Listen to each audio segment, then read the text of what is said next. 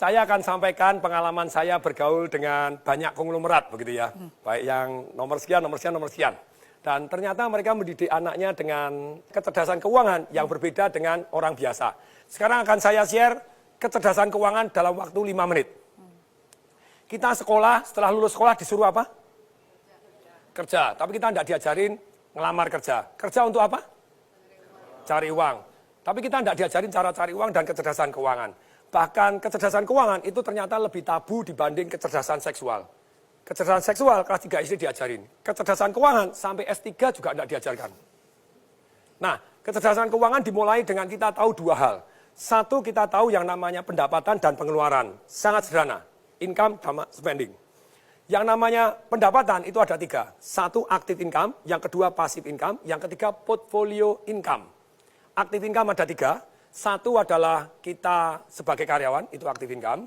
Kemudian yang kedua, kita sebagai profesional, jadi dokter, jadi lawyer, di mana Anda harus ada Anda, baru dapat income. Yang ketiga dari active income adalah sebagai pengusaha, tapi usahanya belum autopilot. Jadi terpaksa harus Anda merangkap direktur kebersihan, direktur pembelian, termasuk direktur penjualan, semua Anda rangkap. Bisnis tidak jalan tanpa Anda, itu berarti active income. Nah yang kedua adalah passive income, tidur pun dapat uang.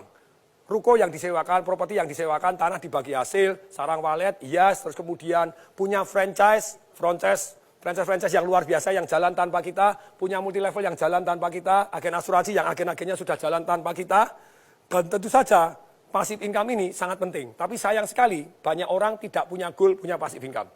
Akibatnya seumur hidup kerja tidak punya passive income, begitu dia tidak bekerja, hidupnya susah. Yang ketiga adalah portfolio income. Apa itu? Secara sederhana portfolio income adalah capital gain.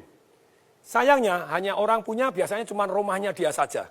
Kalau rumahnya dia saja, yang terjadi ya rumahnya meningkat.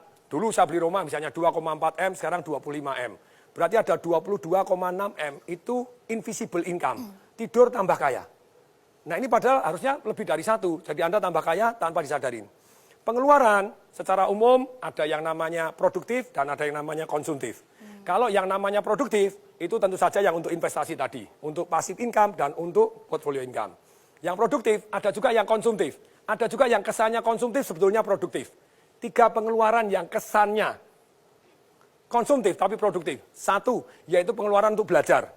Yang kedua, pengeluaran untuk bergaul dengan orang-orang kaya untuk belajar. Bukan dunia jeleknya, Anda pelajarin dunia positifnya. Yang ketiga, pengeluaran untuk amal. Kelihatannya konsumtif, tapi sebetulnya membawa berkat luar biasa untuk kita.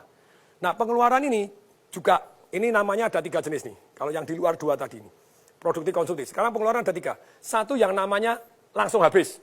Apa itu yang termasuk langsung habis? Saya ngajar anak-anak umur 12 sampai 21 tahun. Sekian ratus anak datang, saya tanya, kalau kamu tak kasih duit 50 juta, beli apa? Ada yang nulis, sepatu 24 juta. Saya bilang, sepatu apa 24 juta? Dia nyebutkan merek tertentu, Pak Tong ketinggalan.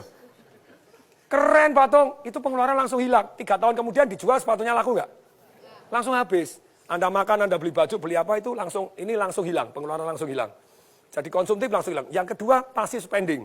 Apa itu passive spending? Anda langganan macam-macam gitu ya, yang tidak Anda pakai, termasuk karyawan tidak produktif, kemudian Anda beli mobil yang sebetulnya tidak harus, setiap bulan harus keluar, bensin keluar. Ini semuanya passive spending, tidur pun tetap harus Anda keluar. Ini berat, saya sangat menghindari ini. Kemudian yang ketiga, itu adalah invisible spending. Tidur pun Anda dirampok tanpa Anda tahu. Contohnya, harga mobil. Saya dulu beli mobil 2009 Mercy S-Class 1850, 1.850.000. Begitu tahun lalu saya jual 350. Hilang 1,5 M. Untungnya saya belinya pakai passive income, jadi aman. Jadi gini, pelajarannya adalah begini. Selama Anda belum punya income, saya bilang seperti anak-anak kecil tadi. Negara ini bangkrut, rakyat-rakyatnya miskin. Kenapa?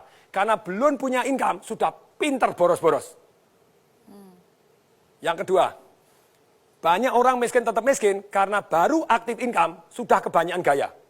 Menurut hukum fisika, hukum alam ciptaan Tuhan, gaya sebanding lurus dengan tekanan. Kalau hidup Anda kebanyakan tekanan, berarti kebanyakan gaya.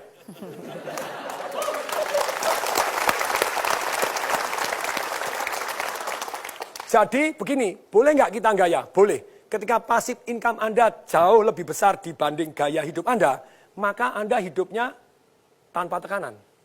Semoga mulai hari ini kecerdasan keuangan juga diajarkan di sekolah. Salam dahsyat.